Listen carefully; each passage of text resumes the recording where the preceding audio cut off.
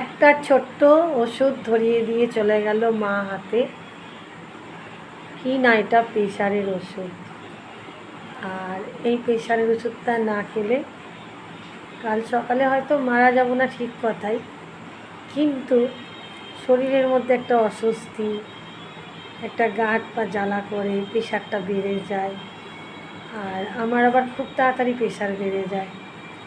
আমি হয়তো অনেক সময় মিস করে যাই ওষুধগুলো, যে খাবো খাবো করতে করতে অনেক সময় ভুলে যাই। তো রাত্রিবেলা নিশ্চিন্তে ঘুমিয়ে যাই ভুলে গিয়ে।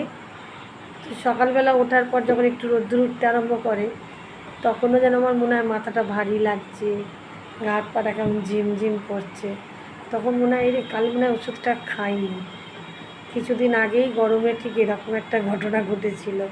তাই এখন দায়িত্ব নিয়ে আমার মা রোজ আমাকে ডিনার করবার আগে হোক পরে হোক এই ওষুধটা ঠিক হাতে দিয়ে যায়, যে এটা খাওয়াটা আমার খুব দরকার।